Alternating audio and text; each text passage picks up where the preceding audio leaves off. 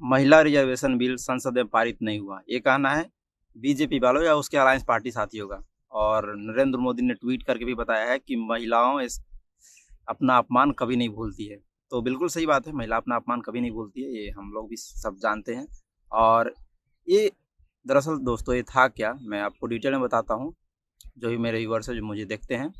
देखिए, ये महिला रिजर्वेशन बिल नहीं था। महिला रिजर्वेशन बिल ऑलरेडी 2023 में पारित हो गया है, 454 अगेंस्ट 2 के वोट से पारित हो गया है। समझे, मतलब पूरा लगभग इसका जितना भी था वहाँ पे संसद लोग सब इसका सपोर्ट ही किया था। इसमें सिर्फ 2 लोग इसके अगेंस्ट में वोट डाले थे, जो कि 543 सीट के लिए हुआ था। अभी ये लोग क्या कर रहे हैं, अभी ये लोग सीट को बढ़ाने के लिए यहाँ पे ये बिल ला रहे थे, ना कि ये महिला का रिजर्वेशन। महिला के रिजर्वेशन के लिए ये क्या बोल रहे हैं कि महिला का रिजर्वेशन देना है, 33% रिजर्वेशन देना है, ठीक है।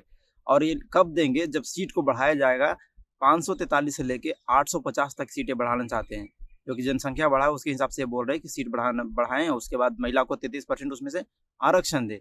जबकि जो विपक्ष है उसका कहना है कि आप 50% रिजर्वेशन दे दीजिए, जो कि 33% ही बोला गया है।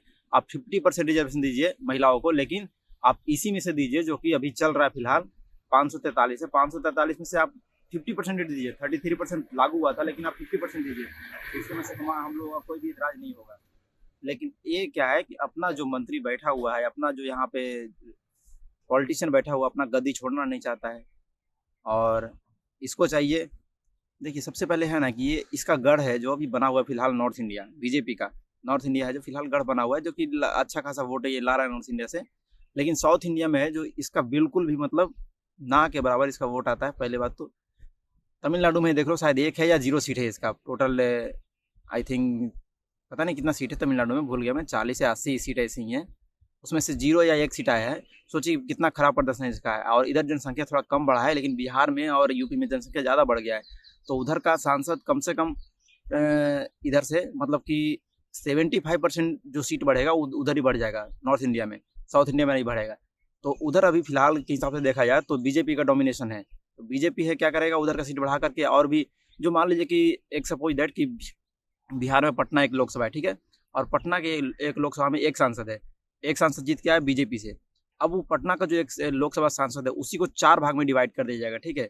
जो एक में था वो 4 भाग में डिवाइड कर दिया जाएगा। तो जहां से एक सांसद जीत के जा रहा था वहां से अब 4 सांसद जीत के जाएगा।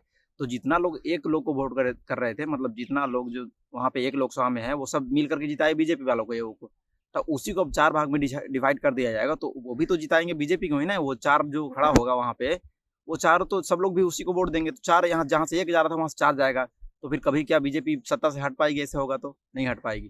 तो इसका मेन मकसद यही है, इसको महिलाओं का आरक्षण देने का बिल्कुल भी नहीं है। जबकि ये 2023 में पारित हो चुका है, उसको अभी तक लागू नहीं किया गया है। वो लागू किया जाएगा 2029 के आसपास, शायद लागू होगा। लेकिन जो विपक्ष है, राहुल गांधी खुद बोल रहे हैं कि अगर आपको पारित करना है तो 543 सीट है, उस पर से पूरा पारित करिए, कोई रोकने वाला नहीं है। 543 में से 50% आरक्षण दे दीजिए। हम लोग सब हैं जो अपना जितना भी है एमपी एमएलए एमपी है, वो अपना हमारे में से 50% हट जाएंगे, 50% महिला को दे दिया जाएगा, आप दीजिए। लेकिन ये लोग को नहीं देना है, क्योंकि ये लोग जानता है ना कि जितना भी अभी फिर भी रेपिस्ट सब वगैरह है उसको सीट से हटाना पड़ेगा, और हटाना चाहते नहीं है। तो इसी के नाम पर, महिला के नाम पर ये विक्टिम कार्ड खेल रहा है कि महिला का बिल पास नहीं होने दिया, जबकि महिला में ऐसा कुछ नहीं था। जबकि ये 2023 में पास हो चुका है। तो इसको सिर्फ सीट बढ़ाना था नॉर्थ इंडियन में ज़्यादातर करके, ताकि ये हमेशा पावर में रह सके, हटे ना। ये 2029 का प्लान लेके चल रहा है। तो ये सब अफवाहों से बचिए और ध्यान दीजिए फैक्ट क्या है जो उस पर। Thank you.